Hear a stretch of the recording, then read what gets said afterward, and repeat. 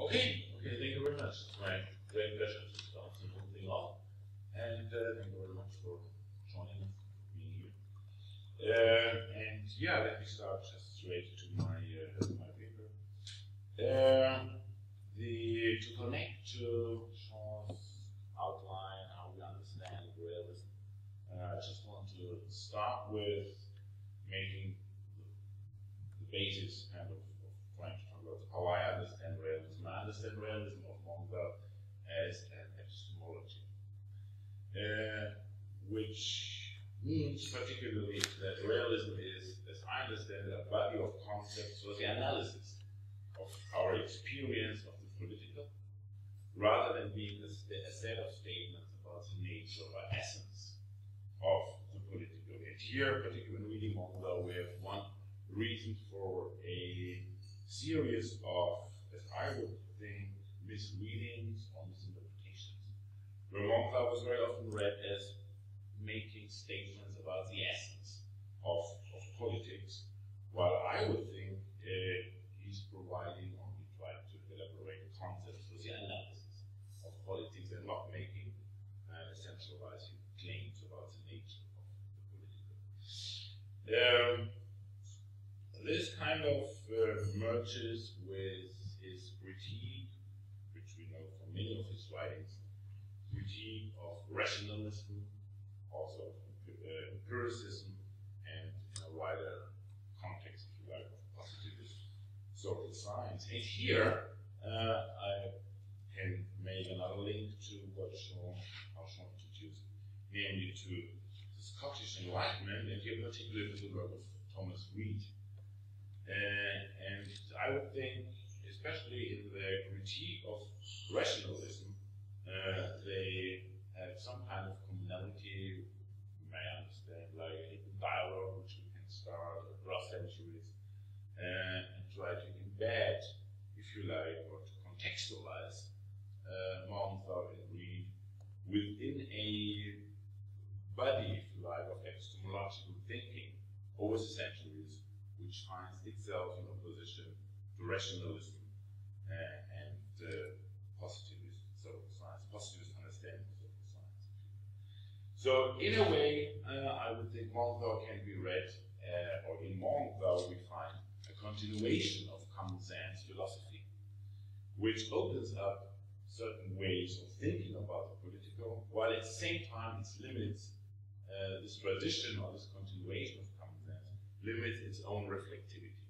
And that is in order to demonstrate, or maybe consider, it's a better word, this limitation of its own reflectivity, I want to end up with four theses, in a way, which may, in a way which address some kind of questions in Montel, which I don't quite understand, or I don't get my head around why this happened. And maybe if we try to think about those in terms of the limitation of reflectivity within the earth of Montel, that may shed some light on this aspect. In order to stick with the time of 20-25 minutes, I want to elaborate on the commonalities, similarities between Reid and Montel very, very briefly only. The idea basically is that, which we find in Montel, which we find in Reid, that we should not apply a priori constructed concepts, experience-independent categories for the analysis of the political, that we should pursue political analysis, like according to analytically informed, historically informed study. And here they are very kind of decisive in the argument where we read that the application of a priori categories would commit adultery against humanity. So sometimes Reid is a very interesting author in terms of his polemic style and entertaining as well. But here the anti-rationalist stance of those Montel and Reid can be understood as an argument on behalf of humane politics, or on behalf of certain vision, certain ideas of humanity, so to emphasize the aspect of humanity against the rationalist construction of politics, basically. It is here very interesting to refer, and I just want to take a minute to present this quotation from Montague's 6 Principles of Political Realism, very controversial, very kind of often misread, I would argue. 4 or 5 pages, mantra, many textbooks. But here there's one which may belong to kind of ignored aspect or ignored sentences within those 6 principles, which emphasizes, as I would think, his interest in bringing humanity back into our understanding and analysis of politics. And the quote goes, "The difference between international politics as it actually is and a rational theory," and I would think here Montague does deliberately not say rationalist theory, but a rational theory, derived from it is like the difference, he continues, between a photograph and a painted portrait. The photograph shows everything that can be seen by the naked eye. The painted portrait does not show everything, but it shows, or at least seeks to show, one thing that the naked eye cannot see, the human essence of politics. Or it says here the human essence of the person portrayed. So I think we learned 3 major epistemological commitments from Montague. The first being that reality, or what we believe to be reality, does not impress upon us immediately and directly. Here we find his criticism against empiricism. But reality is always represented reality. May hear this metaphor of a portrait or a photograph, or of concepts by which reality is being represented for our analysis. The second commitment in which we find and can elaborate going back to this quotation is that we as analysts of this reality influence its representation, and thereby finally the way in which we perceive and act upon this reality. So the observer of the social scientist is not a neutral person, but is socialized and analyzes within a certain context, not independent observer of the thing understanding.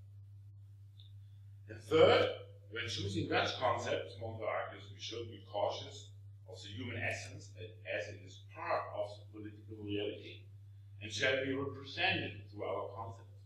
So we should make sure that our concepts represent the human essence as it is part of politics and political agency. I would think that those 3 commitments we also find in Thomas Reid. Though we have no, as far as I know, we have no reference to Thomas Reid in the oeuvre of Montague. That is why we can maybe talk about the kind of dialogue or try to contextualize Montague in a certain body or legacies of philosophical thinking. So in a way, we find a continuation of common sense thinking in Montague. And the first indication we may get from this, from a quite naive statement, I would argue, from 1936, which he wrote in French, which says, "Je constate simplement ce que je vois." So I'm basically talking only about what I see. That statement of Montague from 1936 is kind of naive, I would think. It is not that straightforward, and Montague was partly aware of it. And that kind of coincides with Reid's comments from his essays on the active part of man, where he says, "All knowledge and all science must be built upon principles that are self-evident, and of such principles every man who has common sense is a competent judge." So that is Thomas Reid's basic understanding. In an inquiry into the human mind of 1764, Reid unfolds a comprehensive and sometimes, I mentioned, quite polemic critique of rationalist philosophy, and here it focused primarily on René Descartes and Descartes' cogito ergo sum. And Reid attacked this as an anthememe, which means this construction would have left its own premises unstated and unreflected. The argument holds, so Reid argues, that the I think, therefore I am, is already and always premised on the existence of an active I. Otherwise he couldn't make that statement, rather than resulting in the creation of this I. Reid writes, that argument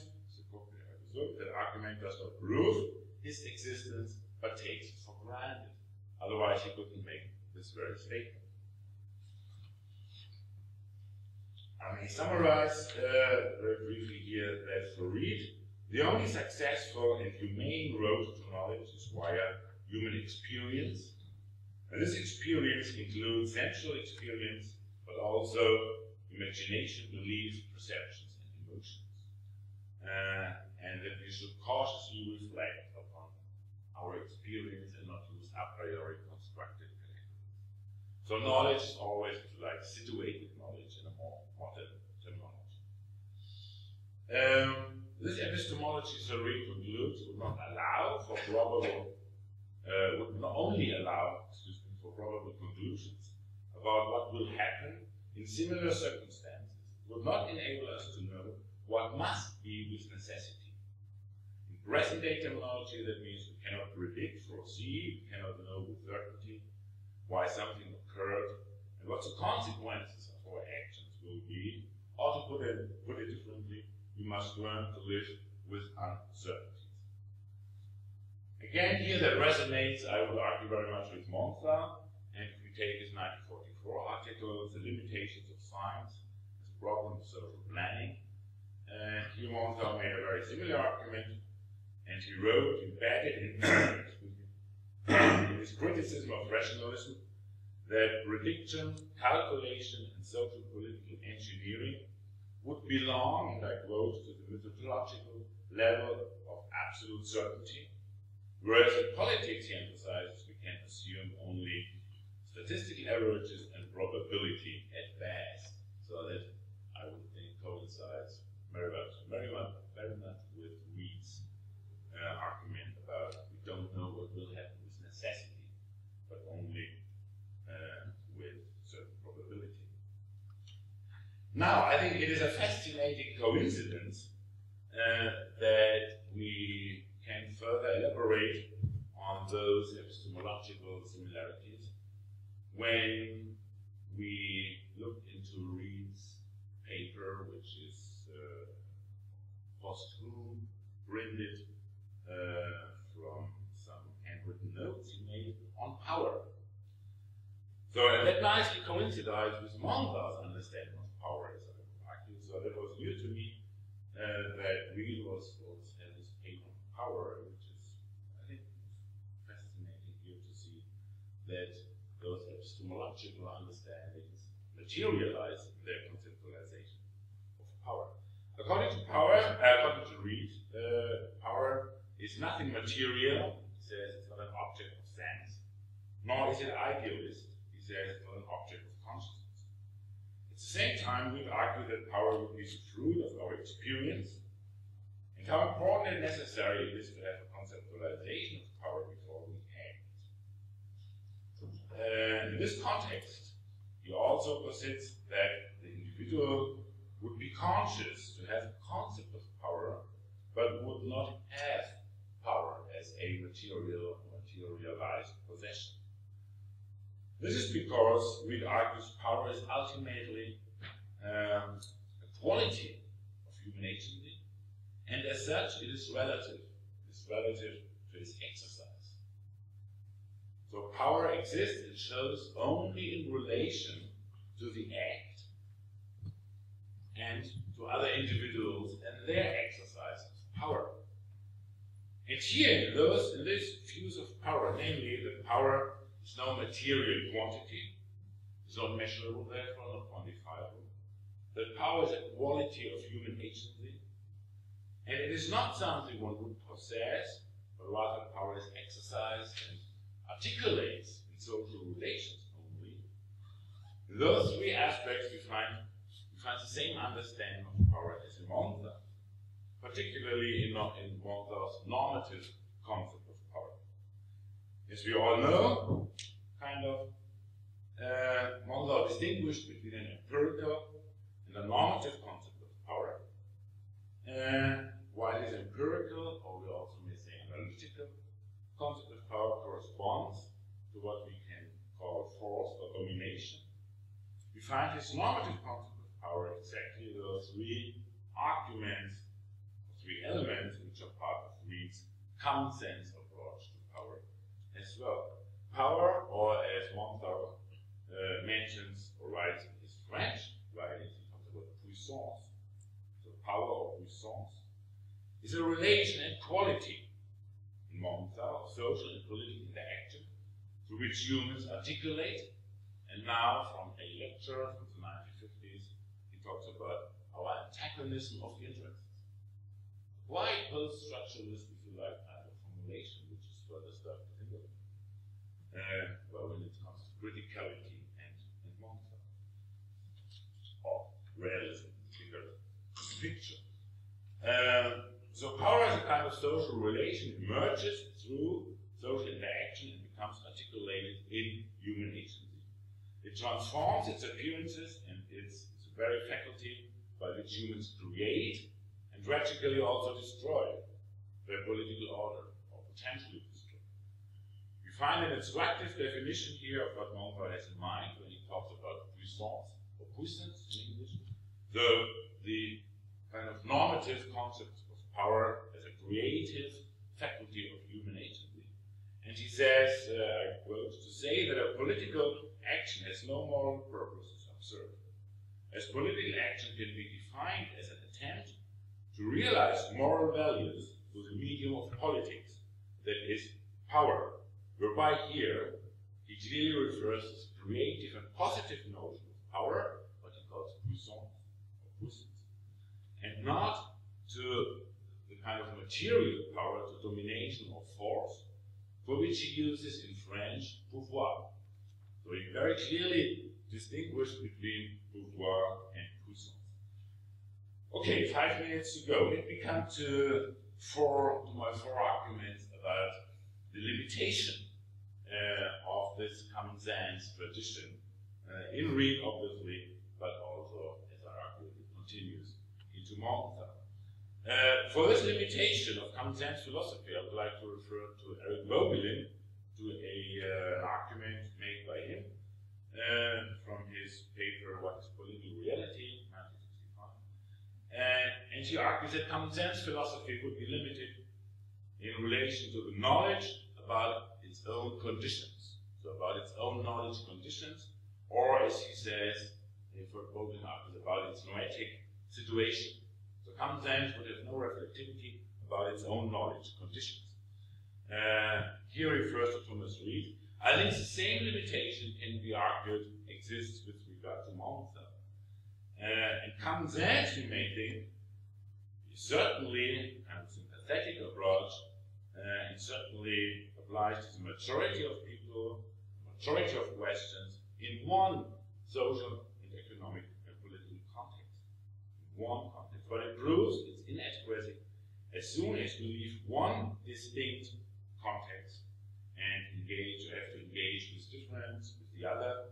We have to deal with a multitude of actors, ideologies, self-perception, political system, and so on and so forth. And then common sense, as a grounding of political philosophy, and self-evident things which we just know because we are human beings, tend to become limited. Now, the four aspects in Mondau where I think we can see those limitations.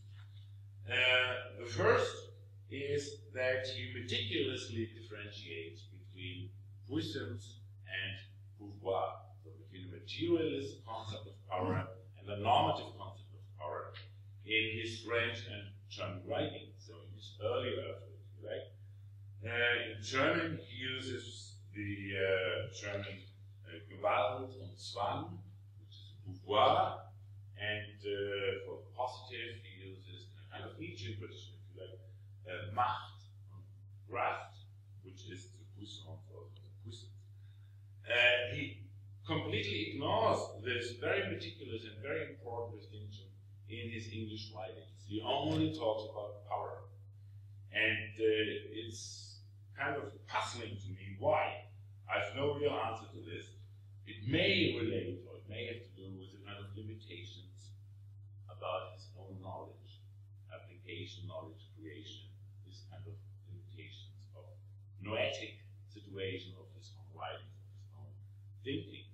We may think, however, how many misunderstandings or misreadings, particularly in IR, this weird discipline, would have potentially been avoided if he had continued to make this distinction in his English writings as well, which is so vital to his political theory. The second observation, I think, where we find this limitation relates to his understanding of objectivity. And here we have a sentence which I think belongs again to the mantra of every textbook and is so enshrined in mainstream higher understanding, where he says from his 6 principles, I quote, political realism believes that politics, like society in general, is governed by objective laws that have their roots in human nature. I think that is one of the Monthau mantras which gave rise to an awful lot of difficult or controversial understandings. Of course, positivism and positivist reading of Monthau was influenced by this kind of argument that you find something objective, which are social laws, which we can apply to reality, and we can predict everything, and so on and so forth. However, when we scrutinize and contextualize his use of objectivity, we find that he uses objectivity, I would argue, in a quite Nietzschean tradition, as the concept of the conceptual knowledge of things. And we get the more knowledge about the thing which we study, the more concepts we apply. And that opens up epistemology to perspectivity and to a certain kind of relationism. I would say relativity, but relationism. The kind of relational knowledge in relation to the object. So it is not objectivity in the positive sense of predictability, knowability, laws, kind of iron laws in social sciences. We know what's going to happen. But it is kind of Nietzschean understanding of objectivity as the knowledge which we only gain through the application of concepts. And here again, we are full circle back to the epistemological understanding of realism, what I argued at the beginning, when we see his writings and his talk about power, interest, morality as concepts to understand and to analyze reality, and not as statements about the essence of politics. A third argument is that he was used for, or he referred very often, not very often, but very importantly, maybe, to Karl Mannheim's idea of Standortgebundenheit of political theory, which is, to translate it, kind of situated knowledge. Knowledge and political theory depends on the time and space, if you like, historical conditions, cultural conditions where it was formulated and where it was supposed to operate. If we apply this Standortgebundenheit, or this kind of situated knowledge, to Monthau himself, then we find, time's up, yes, I'm finished doing, that there's a certain limitation of self-criticality in Monthau, which means we could apply the Standortgebundenheit to himself, and then we may see that certain arguments in his own oeuvre are in a way transient, are cultural bound, and situated in the specific context in which he wrote. For example, Politics Among Nations can be applied here as well. However, we have a certain limitation of this inward critique of his own writings, if you like. Now let me very briefly, 10 seconds, the fourth argument, I told you very briefly, is that I would argue my impressions from Monthau's writings, that his analysis of foreign politics, or when it becomes practical, is mainly a kind of critique, which he knows what he was critiquing: nuclear armament, Vietnam War, and so on and It is very seldomly, and really, very seldomly, put it this way, the construction of a normative framework of how politics ought to be conducted. He very often tells us how it should not be, but he very rarely tells us how it ought to be constructed, how it ought to be conducted, how foreign politics should be pursued. Apart from very small insinuations, very small hints only, which relate to statements about the positives of supranational associations, about international organizations, and what is very important, that he emphasizes a certain republican virtue, or Aristotle's idea of phronesis, if you like, which is very important for the statesman, but also for the citizen. So if you think about the public sphere, about the virtue which is demanded by every citizen, then we have another reference here. So apart from those three hints, I think we don't find very much in a normative way in Monza, apart from very comprehensive kind of critique of how things should not be. And I think here is some fruitful ideas maybe to for further research on realism among those, that we try to elaborate these positive notions to accomplish some kind of normative thinking from a Monthaurian inspired way, where we have hopefully reached a situation where most misreadings are kind of cleared, and we freed Monthaur from the iron grip of this weird discipline called international relations and neo-realism. Okay, I apologize for the minute I overdrive. Many thank you. Sure,